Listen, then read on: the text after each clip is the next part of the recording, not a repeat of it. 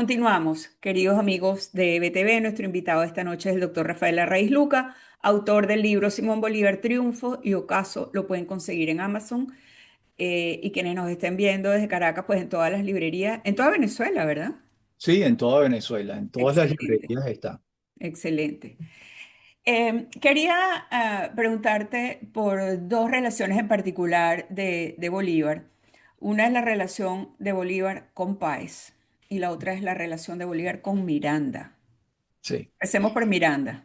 Bueno, la relación de Bolívar con Miranda en un principio es de enorme admiración y por parte de Miranda de gran simpatía por el muchacho que llega a su casa en Londres y se queda allí 3 meses.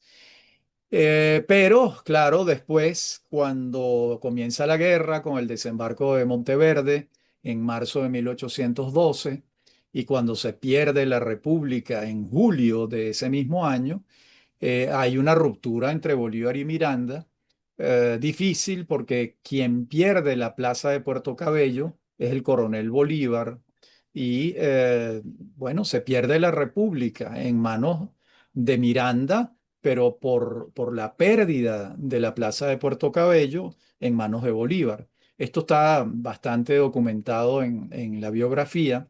Ahí viene una ruptura. Recordemos que el 31 de julio de 1812, Bolívar y otros coroneles de las casas, uno de los hermanos Montilla, etcétera, entregan a Miranda, a Monteverde, y Miranda pasa a Bueno, yo ser creo que esa es una de las páginas negras de la historia de Bolívar, la entrega de Miranda, definitivamente. correcto. Y Miranda de 1812 a 1816 está preso en La Guaira, en Puerto Rico, y en el Arsenal de la Carraca, en Cádiz. Donde termina muriendo.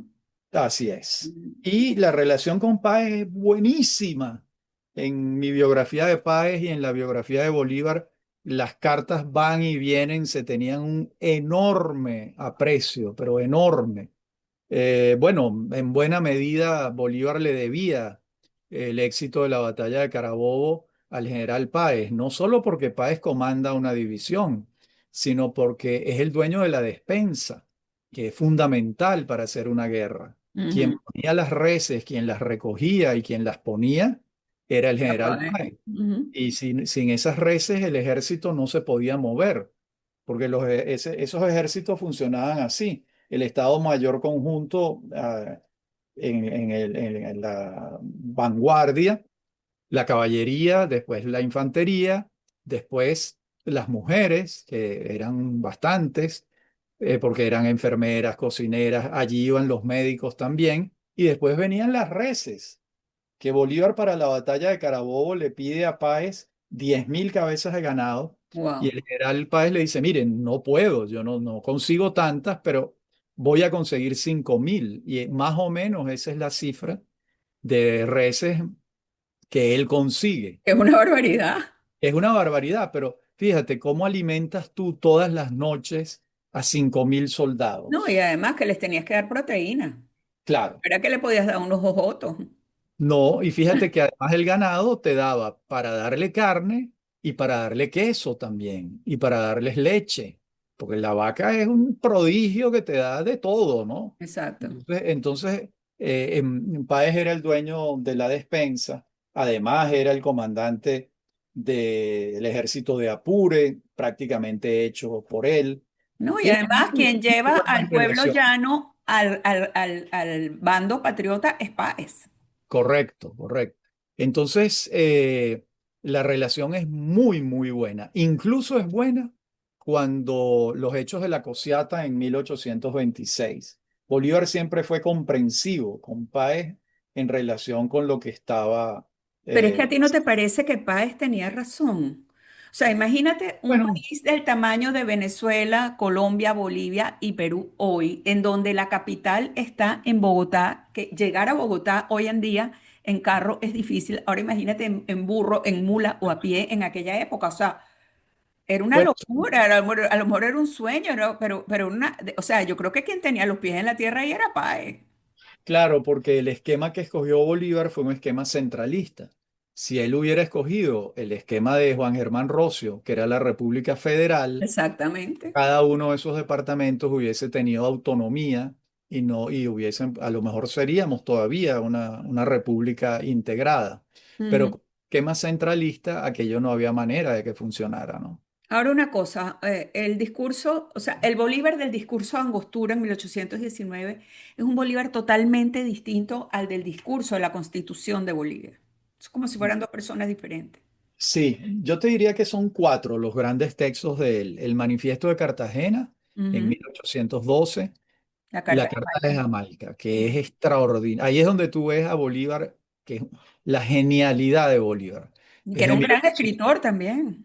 gran escritor y un gran pensador Sí, sí, también. sí. En Ujú. esa carta es de 1815 y él hace un panorama sociológico y psicológico de la América hispana extraordinario.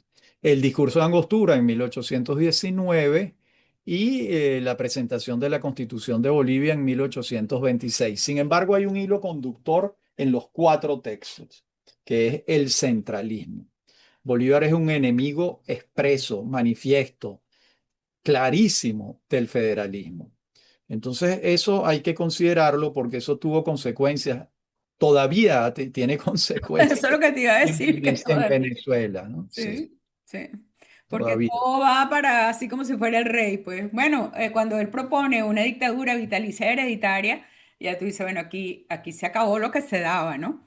Eso lo propone inspirado en Gran Bretaña, Claro, y ahí tú ves, la de ahí viene monarquía la inglesa. gran admiración que está reflejada, la gran admiración que él sintió por los ingleses.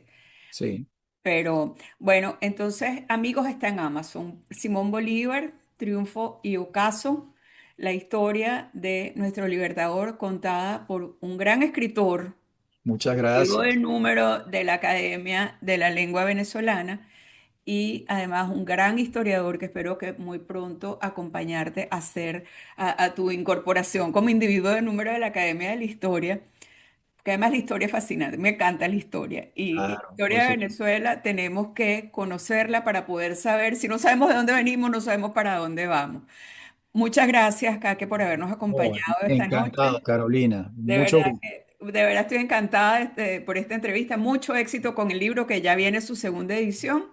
Y a ustedes, amigos, los espero el próximo domingo a las 7:30 de la noche, cuando continuaremos armando el rompecabezas en que se nos ha transformado nuestra amada Venezuela. Soy Carolina Jaime Branya. Buenas noches.